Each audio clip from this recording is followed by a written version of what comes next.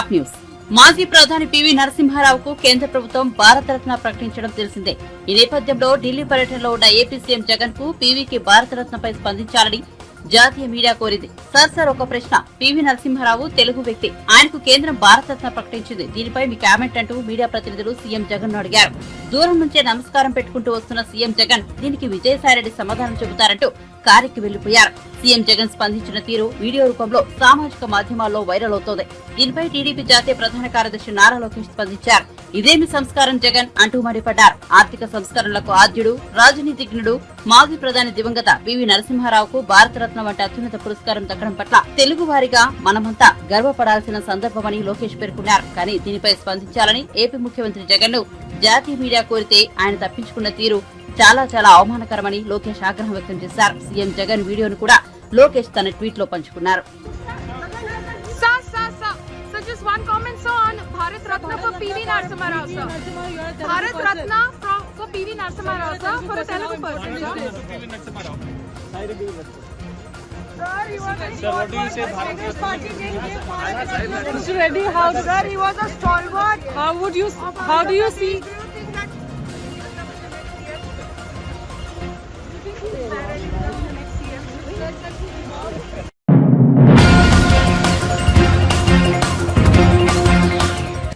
భాజపాయేతర రాష్ట్రాలన్నింటిలో మంత్రులను అరెస్ట్ చేసిన ED AP మంత్రులను ఎందుకు వదిలేసిందని కాంగ్రెస్ నేత కేవీపీ రామచంద్రరావు ప్రశ్నించారు. శుక్రవారం ఆయన మీడియాతో మాట్లాడుతూ విచ్చలవిడిగా ఇసుక అక్రమాలు, మద్యం విక్రయాలు జరుగుతుంటే కేంద్ర ప్రభుత్వానికి కనిపించడం లేదా అంటూ నిలదీశారు. ఏపీలో జరుగుతున్న అక్రమాల్లో బీజేపీకి ఏమైనా వాటాలు అందుతున్నాయా అని అనుమానం వ్యక్తం చేశారు.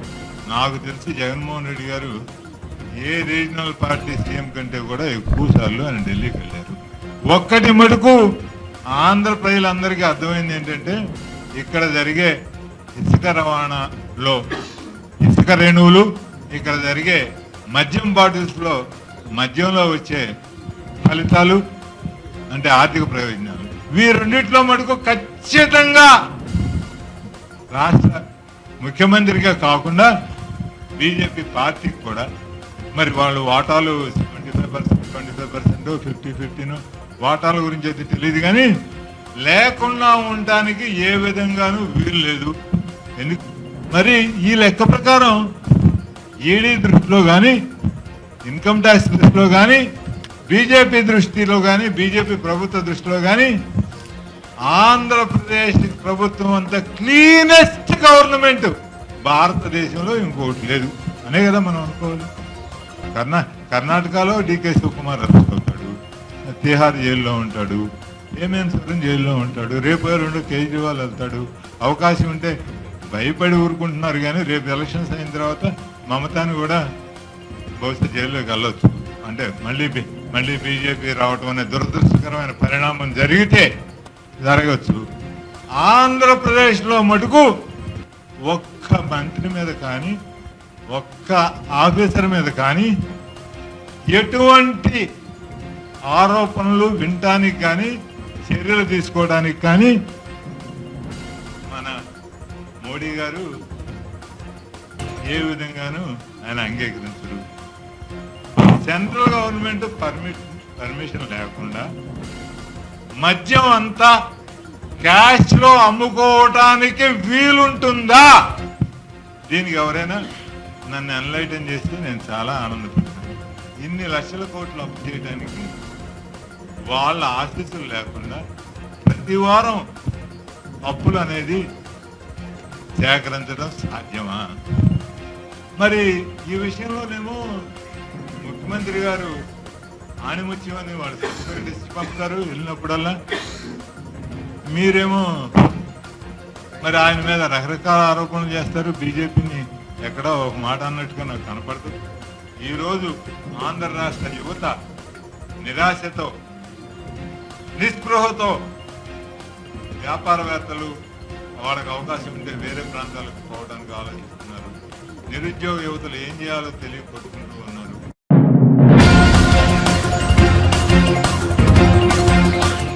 తెలంగాణ ఆర్థిక పరిస్థితి సీఎం రేవంత్ రెడ్డిలా చురుగ్గా లేదని బీజేపీ ఎమ్మెల్యే పాయల్ శంకర్ వ్యాఖ్యానించారు. అసెంబ్లీలో గవర్నర్ ప్రసంగానికి ధన్యవాదాలు తెలిపే తీర్మానంపై చర్చ సందర్భంగా ఆయన మాట్లాడారు. 6 గ్యారంటీలు తప్ప మరేమీ పట్టించుకోం అనేలా గవర్నర్ ప్రసంగం ఉంది. రాష్ట్ర ఏర్పాటుకు సహకరించిన వాళ్లను గుర్తు చేసుకోవడం మంచిదే, కానీ బీజేపీను విస్మరించారు. తెలంగాణ చిన్నమ్మ సుష్మా స్వరాజ్ పేరును ప్రస్తావించలేదని పాయల్ శంకర్ మండిపడ్డారు.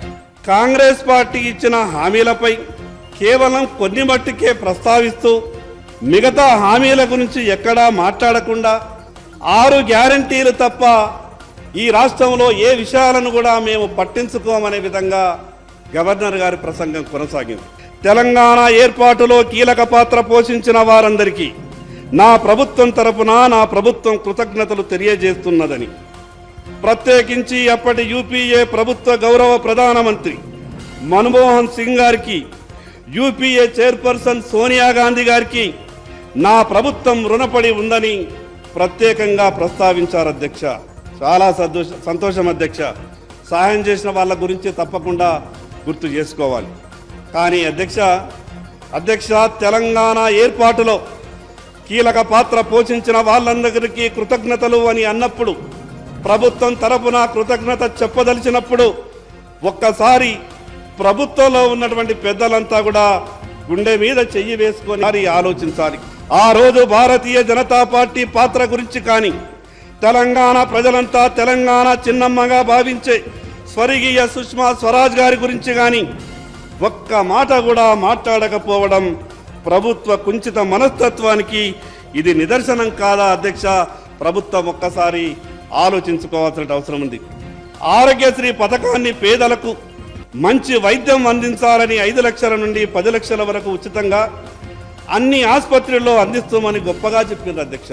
కానీ ఇప్పటికీ రోగులు ఆరోగ్యశ్రీ పథకంలో అన్ని చికిత్సలు సంబంధిత ఆసుపత్రి యాజమాన్యాలు చేస్తలేవని, ఇప్పటికీ ఎమ్మెల్యేల చుట్టూ ఎల్ఓసీల కొరకని, అదేవిధంగా సీఎంఆర్ఎఫ్ కొరకని ఈరోజు ఎమ్మెల్యేలు ఇచ్చినటువంటి 1000 దరఖాస్తులు ఈరోజు ముఖ్యమంత్రి కార్యాలయంలో పెండింగ్లో ఉన్నదనంటే, నిజంగా 10 లక్షల రూపాయల ఆరోగ్యశ్రీ పథకం ఈ రాష్ట్రంలో సరియైన రీతిలో అమలైతే ఈరోజు దాదాపు 60-70 వేల దరఖాస్తులు ఆరోగ్యశ్రీ దరఖాస్తులు అది ఎల్ఓసి కావచ్చు, అదేవిధంగా సీఎంఆర్ఎఫ్ కావచ్చు, ఎందుకు పెండింగ్లో ఉన్నాయో ఈ ప్రభుత్వం సమాధానం చెప్పాలని మీ ద్వారా విజ్ఞప్తి చేస్తాను అధ్యక్ష. అసలు రాష్ట్ర ఆర్థిక పరిస్థితి గురించి రాష్ట్ర ప్రజలకు గవర్నర్ గారి చేత కొన్ని వాస్తవాలు చెప్పిస్తే బాగుంటుండే అధ్యక్ష. రోజు రాష్ట్ర ఆర్థిక పరిస్థితి మీద ఏ చిన్న పిల్లవాడిని అడిగినా ఏమున్నది కొత్త ప్రభుత్వం దగ్గర, గత పాలకులే అంతా కూడా ఖాళీ చేసి వెళ్ళిపోయిందట అనే మాట గ్రామాలలో మాట్లాడేటటువంటి పరిస్థితి వచ్చిందనంటే ఈ రాష్ట్ర ఆర్థిక పరిస్థితి ఎంత ఇబ్బందులలో ఉన్నదో ఒక్కసారి అర్థం చేసుకునేటటువంటి అవసరం వస్తూ ఉన్నది అధ్యక్ష. ముఖ్యమంత్రి గారు చాలా ఉత్సాహంగా ఉన్నారు. సభానాయకులు గౌరవ ముఖ్యమంత్రి గారికి కొంచెం పట్టుదల ఎక్కువై, ఎందుకంటే వ్యక్తిగతంగా నాకు దాదాపు 15 సంవత్సరాల నుండి ముఖ్యమంత్రి గారు నాకు పరిచయం. కానీ ముఖ్యమంత్రి గారికి ఏదైతే చురుకైనటువంటి ఒక మొండితనం ఉన్నదో, కానీ రాష్ట్ర ఆర్థిక పరిస్థితి ఆ రకంగా లేదు అధ్యక్ష. కానీ రాష్ట్ర ఆర్థిక పరిస్థితి ఆ రకంగా ఉన్నటువంటి పరిస్థితులలో తెలంగాణ రాష్ట్రానికి ఇచ్చినటువంటి కాంగ్రెస్ పార్టీ హామీలు ఏ రకంగా అమలు చేయగలుగుతారో గవర్నర్ గారి నోటి ద్వారా స్పష్టంగా చెప్పితే బాగుంటుండే అధ్యక్ష.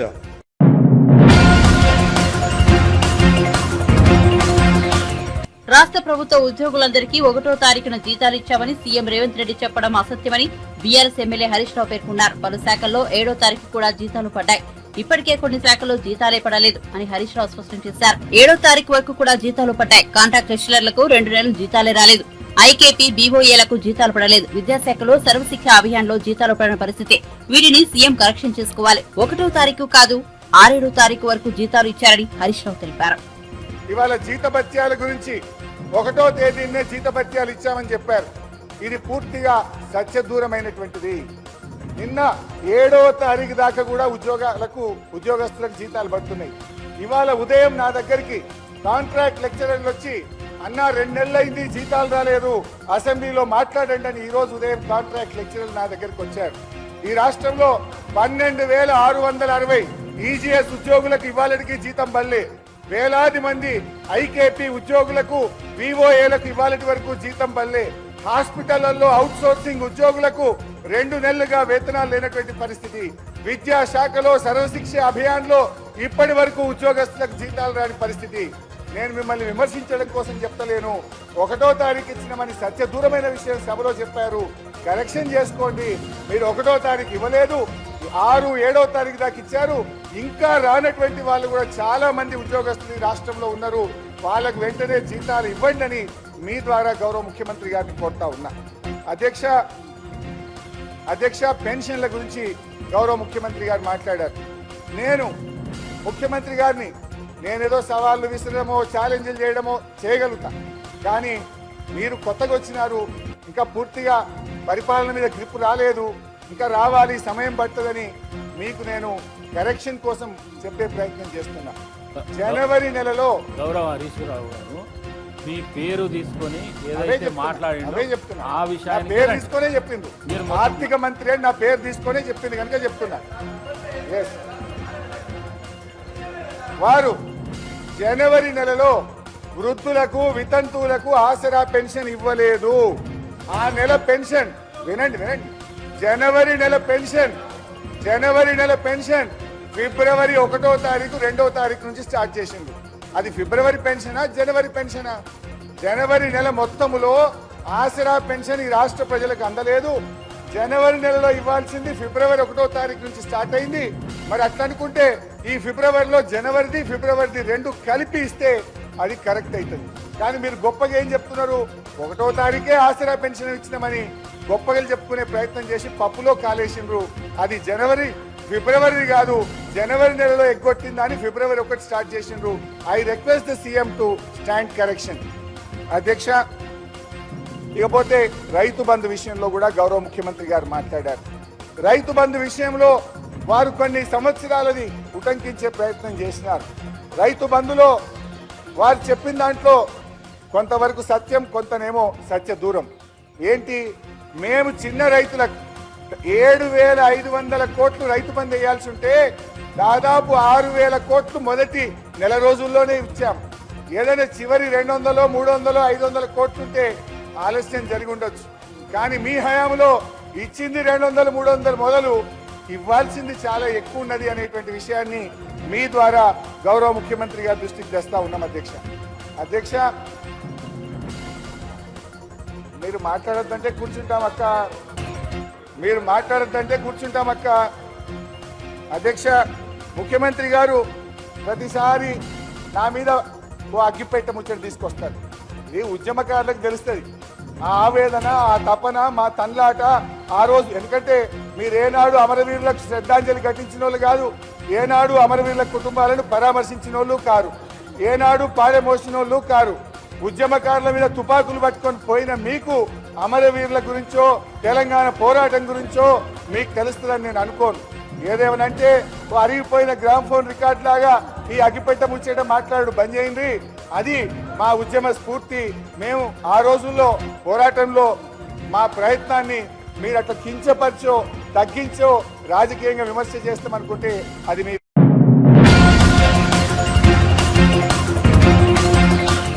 టాలీవుడ్ మెగాస్టార్ చిరంజీవికి ఎన్డీఏ ప్రభుత్వం పద్మవిభూషణ్ పురస్కారం ప్రకటించిన సంగతి తెలిసిందే. ఈ నేపథ్యంలో చిరంజీవికి తెలంగాణ రాజ్భవన్ నుంచి ఆహ్వానం అందింది. తెలంగాణ గవర్నర్ తమిళిసై సౌందరరాజన్ చిరంజీవిని ఘనంగా సన్మానించారు. గవర్నర్ ఆహ్వానంతో చిరంజీవి సతీ సమేతంగా రాజ్భవన్ కు వచ్చారు. అక్కడ ఆయనకు గవర్నర్ తమిళిసై, ఆమె భర్త డాక్టర్ సౌందరరాజన్ ఆత్మీయ స్వాగతం పలికారు. చిరంజీవికి శాలువా కప్పిన గవర్నర్ తమిళిసై ఆయన పద్మవిభూషణ్ ను అందుకోబోతున్న నేపథ్యంలో అభినందనలు తెలిపారు. దీనికి సంబంధించిన ఫోటోలను చిరంజీవి సోషల్ మీడియాలో పంచుకున్నారు. రాజ్భవన్ లో నాకు ఆతిథ్యం ఇచ్చిన గౌరవనీయ తెలంగాణ గవర్నర్ డాక్టర్ తమిళిసైకి హృదయపూర్వకంగా కృతజ్ఞతలు తెలుపుకుంటున్నాను. పద్మవిభూషణ్ అందుకోబోతున్న నేపథ్యంలో మేడం గవర్నర్ తెలిపిన అభినందనలకు ధన్యవాదాలు. మీతోనూ డాక్టర్ సౌందరరాజన్ తో జరిగిన సమావేశం ఎంతో సంతోషాన్నిచ్చిందంటూ చిరంజీవి ట్వీట్ చేశారు.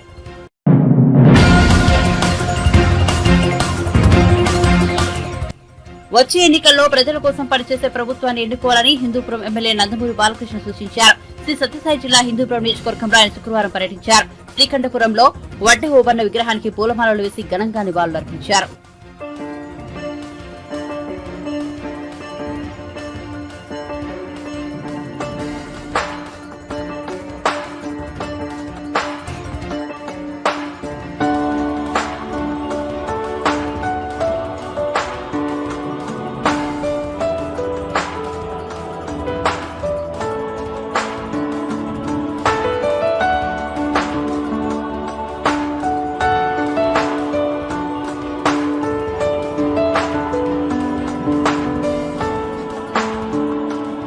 వాళ్ళు చూస్తున్నాం మనం ఎక్కడ ఎవరికి న్యాయం జరగట్లేదు ఉన్న పరిస్థితుల్లో. కాబట్టి ఇప్పుడు ఈ జరగనున్న ఈ ఎన్నికల సంగ్రామాలు అందరూ కూడా కలిసి కట్టుగా ఈ కుల మతాలు వీటికి అతీతంగా ఈ యొక్క సంగ్రామంలో పాలు పంచుకోవాల్సిందిగా అటు వడ్డెర ఓబన్న గారిని ఒక ఆదర్శంగా తీసుకుని స్ఫూర్తిగా తీసుకుని అందరూ కూడా కలిసికట్టుగా జవాబుదారీ అయిన ప్రభుత్వం, మీకు కావాల్సిన ప్రభుత్వం, మీకోసం పాటుపడే ప్రభుత్వం, మీకోసం పనిచేసే ప్రభుత్వాన్ని మీరు ఎన్నుకోవాలని మీ అందరికీ సంతోష సమయంలో ఆయన సందేశంగా మీ అందరికి అందజేస్తూ ఈ యొక్క ఆయనకి నివాళులు అర్పించే అవకాశం నాకు కల్పించినందుకు పెద్దలందరికీ అందరికి కూడా ఇది నాకు ఒక సదావకాశంగా, నా అదృష్టంగా, నా పూర్వజన్మ సుకృతంగా భావించుకుంటూ నేను సెలవు తీసుకుంటాను.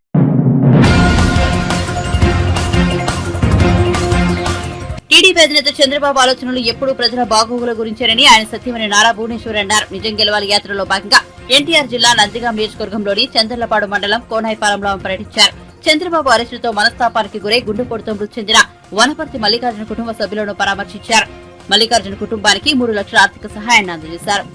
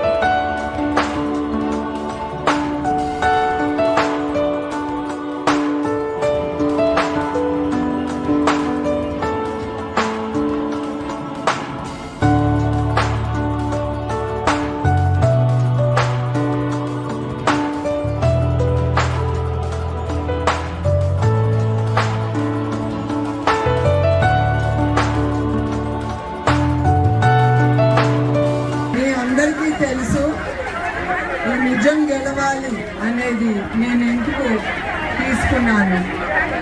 చంద్రబాబు నాయుడు గారిని తప్పు కేసులు పెట్టి ఆయన 53 రోజులు జైల్లో పెట్టారు.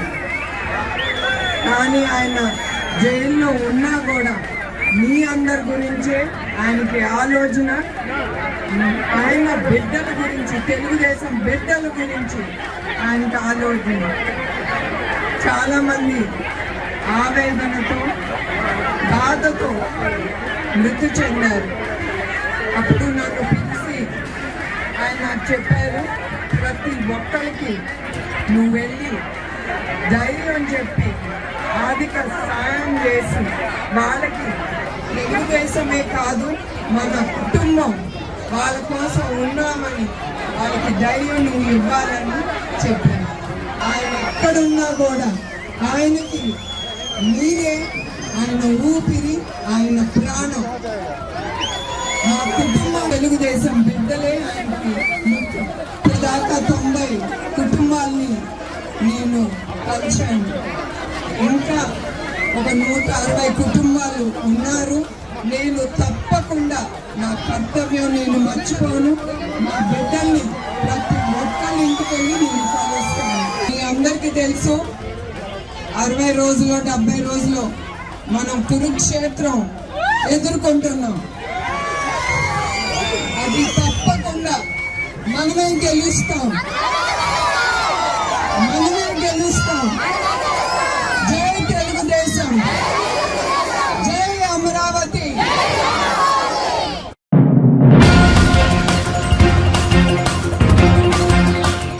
తెలంగాణ అసెంబ్లీ సమావేశాలు వాడివేడిగా కొనసాగుతున్నాయి. గవర్నర్ ప్రసంగంపై చర్చ సందర్భంగా రాష్ట్ర ప్రభుత్వంపై బీఆర్ఎస్ ఎమ్మెల్యేలు ఎదురుదాడి చేస్తున్నారు.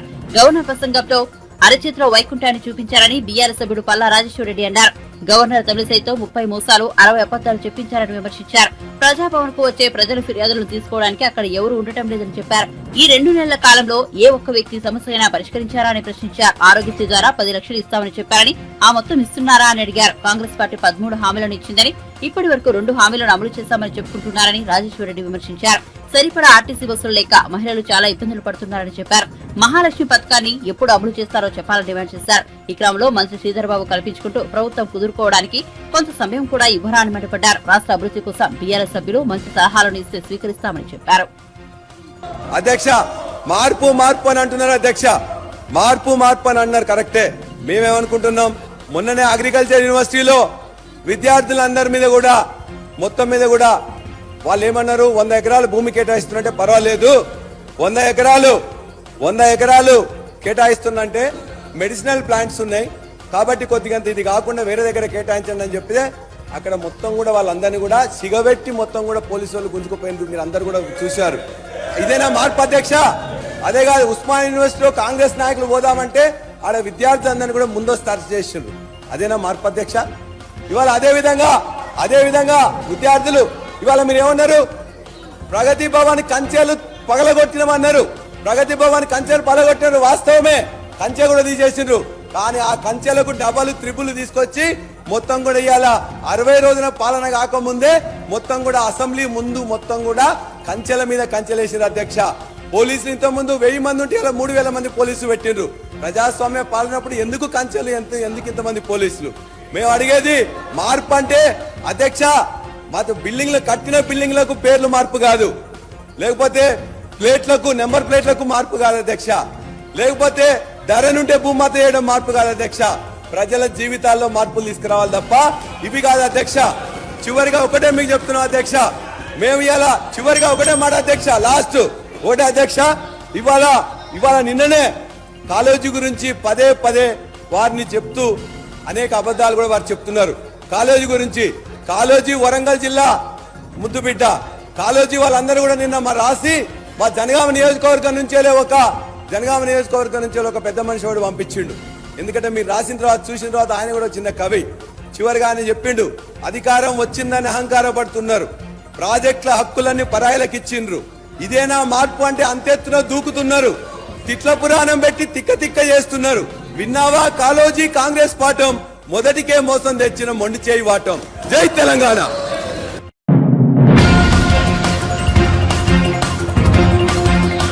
ముగ్గురు విశిష్టమైన వ్యక్తులు శ్రీ చౌదరి చరణ్ సింగ్, ఎంఎస్ స్వామినాథన్, పివి నరసింహారావుకి భారతరత్న పురస్కారాన్ని ప్రకటించడంపై భారత ప్రభుత్వానికి ప్రధాని నరేంద్ర మోదీ గారికి ధన్యవాదాలు తెలియజేశారు బీజేపీ రాష్ట్ర అధ్యక్షురాలు దగ్గుపాటి పురంధేశ్వరి. ఈ రోజు భారత ప్రభుత్వం ముగ్గురు విశిష్టమైన వ్యక్తులకి భారత రత్న అందివ్వడం జరిగింది. బాలే చౌదరి చరణ్ సింగ్ గారు, ఎంఎస్ స్వామినాథన్ గారు మరియు పివి నరసింహారావు గారు. చౌదరి చరణ్ సింగ్ గారు వ్యవసాయ క్షేత్రానికి, వ్యవసాయ రంగానికి చేసినటువంటి సేవ ఇది మర్చిపోలేనటువంటి సేవ. అదేవిధంగా ఎంఎస్ స్వామినాథన్ గారు ఆహార కొరతతో బాధపడుతున్నటువంటి దేశానికి 1965 ఆ ప్రాంతంలో ఆహార భద్రతని కల్పించే దిశగా ఏదైతే హరిత విప్లవం అని చెప్పి మనం అనేక సందర్భాల్లో చెప్పుకుంటూ ఉంటాము, ఆ హరిత విప్లవాన్ని తీసుకుని వచ్చినటువంటి వారిలో ప్రముఖులు, ప్రథములు వారు. కనుక అటువంటి వారిరువురికి కూడా ఈ రోజు భారతరత్న అందివ్వడం అనేది చాలా సముచితమైనటువంటి నిర్ణయం. అదేవిధంగా పివి నరసింహారావు గారు తెలుగువారి ముద్దుబిడ్డ. వారు ప్రధానిగా ఉన్నటువంటి సందర్భంలో వారు ప్రవేశపెట్టినటువంటి ఆర్థిక సంస్కరణలు ఏవైతే ఉన్నాయో ఈ రోజు భారతదేశం ఒక గొప్ప ఆర్థిక శక్తిగా ఎదగడానికి వారు వేసిన పునాదే కారణం అని చెప్పి మనం చెప్పుకోవచ్చు. వారి తదనంతరం, వారు ఉన్నప్పుడు కావచ్చు, వారి తదనంతరం కావచ్చు, వారికి సముచితమైనటువంటి గౌరవాన్ని ఇవ్వకుండా ఏ విధంగా వారిని అవమానపరిచారో మనందరికీ తెలియనటువంటి విషయం కాదు. వారు ఒక రాజకీయవేత్త కాదు, పివి నరసింహారావు గారు ఒక గొప్ప రాజనీతిజ్ఞుడు అని చెప్పి మనం ఇక్కడ గుర్తించాలి. కనుక అటువంటి ముగ్గురు విశిష్టమైనటువంటి వ్యక్తులకి ఇవాళ భారత రత్న నరేంద్ర మోడీ గారి నాయకత్వంలో కేంద్ర ప్రభుత్వం ఇవ్వడం అనేది ఇది ప్రతి ఒక్క భారతీయుడు కూడా స్వాగతించదగిన విషయంగా నేను భావిస్తున్నాను.